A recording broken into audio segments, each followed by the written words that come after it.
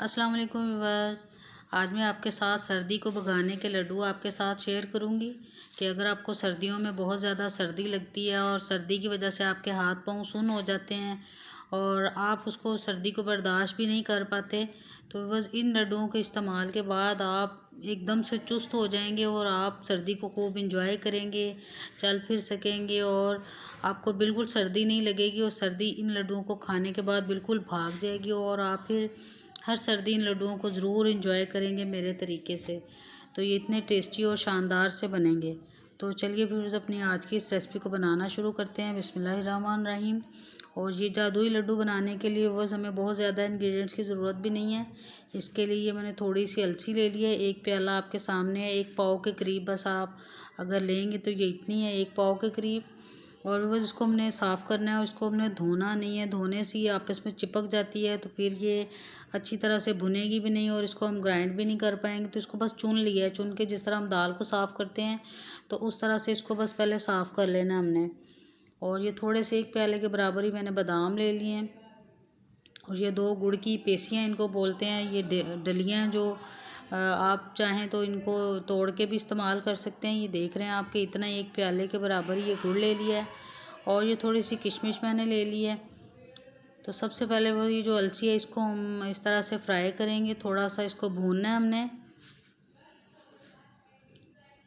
और हमने इसको तब तक भूनना है कि जब तक इसका जो है ना चटकने की आवाज़ें जब तक इसमें आनी शुरू होती हैं तो तब तक हमने इसको भूनना है। अगर हम भुने बगैर इसको ग्राइंड कर लेंगे तो ये जब हम इसमें गुड़ वगैरह डालेंगे तो बहुत जल्दी चिपक जाती है और लेस सी निकलने लगती है इसके अंदर से।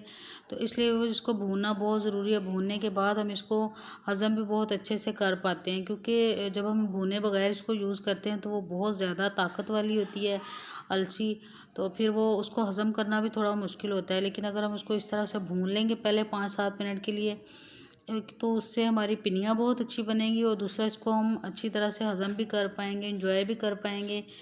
और भी बस ये बहुत अच्छी रेसिपी है। आप कम से कम एक दफ़ा इसको सर्दियों में ज़रूर ट्राई करिएगा तो आप खुश हो जाएंगे और आपकी सर्दी ऐसे भाग जाएगी कि जैसे बच्चों को सर्दी नहीं लगती, तो आपको भी इन पिनियों को खाने के बाद बिल्कुल सर्दी नहीं लगेगी और आप बहुत खुश हो जाएंगे इन पिनियों को खा के।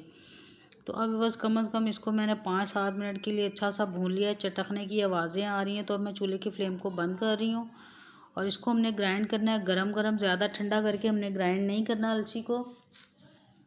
और दूसरी तरफ बस ये 2 चम्मच के बराबर बस मैंने देसी घी ले लिया था, तो इसके अंदर इन बादामों को अच्छा सा फ्राई करेंगे, इतना कि इनमें से ये जो कलर इनका थोड़ा सा निकलना शुरू हो जाए, ये झाग आनी शुरू हो जाए, तब तक हमने इसको पकाना है।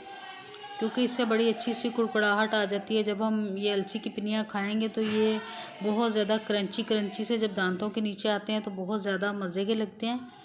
तो आप देख रहे हैं कि झाग आनी शुरू हो गई और ये बादाम थोड़ा सा अपना कलर भी निकल आता है, तब तक हमने इसको बस फ्राई करके तो निकाल लिया। तो अब बस जितना हमने अलसी ली थी उससे थोड़ा सा ज़्यादा मैंने इसके अंदर गंदम का देसी आटा डाल लिया है, क्योंकि उसको अकेली को हज़म करना बहुत ज़्यादा मुश्किल होता है। तो इसलिए ये अगर हम डाल लेंगे गंदम का आटा तो बहुत अच्छे से वो हज़म भी हो जाएंगी। और कुछ लोगों को उसकी तासीर बहुत गर्म होती है, नाक में से खून छूट जाता है अगर उसकी अकेली पिनियाँ खाएंगे। और हाई ब्लड प्रेशर के लिए भी वो फिर अकेली जो होती है अलसी की पिनियाँ हज़म करना थोड़ा मुश्किल होता है, हाई ब्लड प्रेशर हो जाता है उनका। तो इसलिए हमने इसमें ये आटा, गंदम का आटा जो मैं यूज़ कर रही हूँ घर का देसी चक्की का आटा, तो इसको डालना बहुत ज़रूरी है। लेकिन आपको अगर इस तरह की कोई प्रॉब्लम नहीं है तो फिर आप उस तरह भी यूज़ कर सकते हैं। मैं आपके साथ अपना तरीका शेयर कर रही हूँ कि जिस तरह मैं यूज़ करती हूँ। तो इसको भी इतना हमने भूना है कि इसका अच्छा सा जो है कच्चापन ख़त्म हो गया और भीनी भीनी खुशबू आ रही है आटे की। तो अब बस उसी कढ़ाई को एक दफ़ा फिर मैंने धो लिया है, आटे को भी एक साइड पे रख लिया है। तो अब बस ये गुड़ की 2 पेसियाँ थी, इनको मैंने डलियाँ थी, इनको थोड़ा सा पीस लिया ताकि आसानी से ये फिर मेल्ट हो पाएंगी।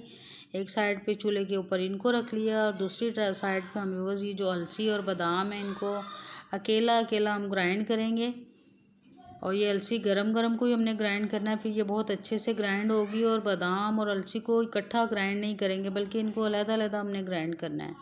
और ऐसा इसलिए करना है कि अलसी जो है इसको हमने बहुत ज़्यादा फ़ाइन पाउडर की तरह ग्राइंड करना है, और जो बादाम है उनको थोड़ा सा हमने मोटा मोटा ग्राइंड करना है। तो इसलिए अलग-अलग करेंगे तो ये बहुत अच्छे से फ़ाइन पाउडर जो बादामों का फिर वो ज़्यादा इतना मज़े का नहीं लगता है, जितना हम इसमें थोड़ा सा खड़े खड़े नज़र आएंगे ना। ये आपको मैं दिखा रही हूँ जिस तरह ये थोड़े थोड़े क्रंच मुंह में आते हैं तो फिर बहुत ज़्यादा मज़े के लगते हैं, क्योंकि हमने इनको फ्राई किया हुआ है। तो इसलिए ये फ्राई करने के बाद ये बहुत ज़्यादा टेस्टी हो जाते हैं जब हम इनको खाते हैं।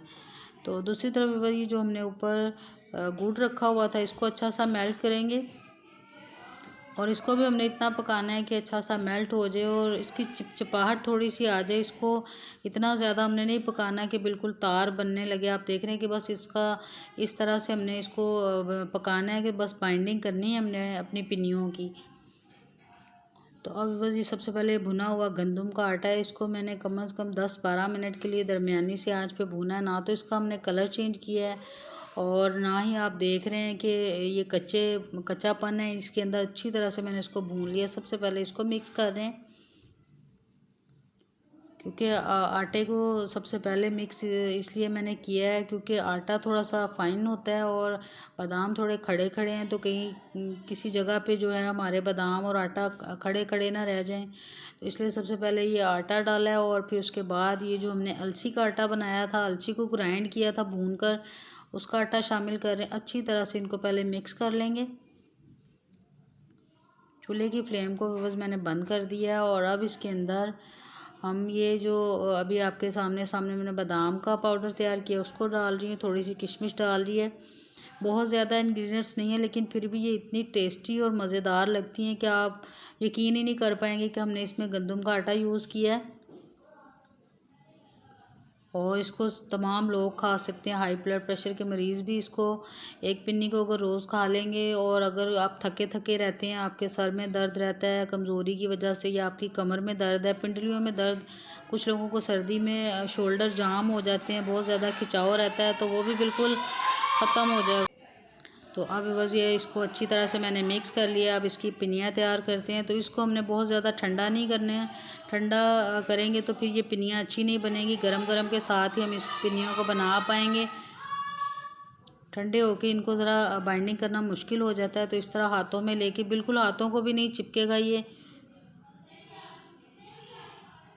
तो ये बड़ी अच्छी सी शेप आ रही है, लेकिन अगर ये ठंडा हो जाएगा तो फिर इसकी शेप जो है ना वो थोड़ी सी मुश्किल से आएगी। बिल्कुल हाथों को गर्म भी नहीं लगेगा, क्योंकि हमने अच्छी तरह से गुड़ जो है उसको जब मिक्स किया है तो आटे की और ये जो अलसी का आटा था उसकी वजह से वो अच्छी तरह से ठंडा हो गया। जितना हमें चाहिए बस उतना ही गर्म है, लेकिन बिल्कुल ठंडा करके अगर आप बनाएंगे तो फिर आपके ये जो अलसी के लड्डू हैं वो ज़्यादा अच्छे नहीं बनेंगे और टेढ़े फेढ़े, और वो फिर देखने में भी अच्छे नहीं लगेंगे।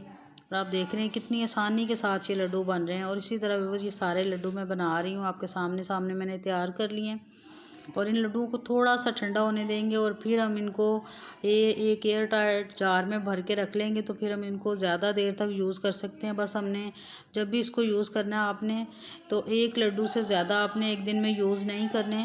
सारे दिन में सिर्फ एक लड्डू ही जो है वो आपकी तवानाई को बहाल कर देगा और आप सर्दी से बिल्कुल महफूज हो जाएंगे। और अब इनको भी बस थोड़ा सा ठंडा करने के बाद मैं एयर टाइट जार में डाल लेती हूँ। और इसको आप दूध के साथ लें, चाय के साथ लें तो ज़्यादा अच्छा है। पानी के साथ अगर आप नहीं लेंगे तो, क्योंकि सर्दी होती है, तो जब भी आप चाय पी रहे हैं, शाम का टाइम है, सुबह का टाइम है, तो बस एक लड्डू ही आपने खाना है, एक से ज़्यादा आपने नहीं खाना। और ये आप बच्चों को भी दे सकते हैं, 10 साल से ऊपर के जो बच्चे हैं वो भी इसको एंजॉय कर सकते हैं। तो ये मैं आपको दिखा रही हूँ। तो अब ये थोड़े से ठंडे करने के बाद व्यूअर्स अब मैं इनको इस तरह के बाउल में डाल रही हूँ, क्योंकि अगर हम गरम गरम इसमें डालेंगे तो जो पसीना आ जाता है कभी कभी गरम गरम चीज़ को, तो फिर इनके ख़राब होने के फिर चांसेस बढ़ जाते हैं। तो हमने इनको अच्छी तरह से ठंडा करने के बाद इस तरह के एयर टाइट बाउल में डालना है। इसको ढक्कन लगा के मैं रख लूँगी और फिर इसको महीना भर हम यूज़ कर सकेंगे। ये बिल्कुल ख़राब नहीं होंगे। और जो जैसा कि सर्दी आ गई है बस, तो आप अगर पहले से बना के रख लेंगे तो आपको सर्दी में इनको बनाना भी नहीं पड़ेगा और आप बहुत अच्छे से इनको एंजॉय करेंगे। और अब की सर्दी आप हमेशा इन्हीं लड्डुओं को बनाएंगे और याद करेंगे आज की इस रेसिपी को। ये इतनी ज़बरदस्त और टेस्टी रेसिपी है, बिल्कुल ख़राब नहीं होंगे। आप इसको फ्रिज में भी रख सकते हैं, फ्रिज के बगैर भी ये बिल्कुल ख़राब नहीं होंगे। तो उम्मीद है कि अगर आप एक दफ़ा इसको मेरे कहने पे ट्राई करेंगे तो आप खुश हो जाएंगे और आपकी तमाम जो तकलीफ़ हैं वो दूर हो जाएंगी। तो बस वीडियो अच्छी लगी है तो वीडियो को ज़रूर लाइक कर दीजिए, चैनल पर नए हैं तो ज़रूर मुझे सब्सक्राइब भी कर लें ताकि इसी तरह की न्यू रेसिपीज़ मैं आपके लिए लेके आ सकूं। तो फिर मिलेंगे व्यूअर्स इंशाल्लाह ताला बहुत जल्द इसी तरह की एक न्यू रेसिपी के साथ। तब तक के लिए अल्लाह हाफिज़।